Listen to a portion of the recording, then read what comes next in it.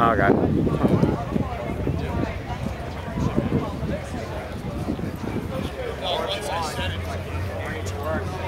Measure technically what you're supposed to do is measure ride height and then stick it up on a lift and measure like if it unsprung.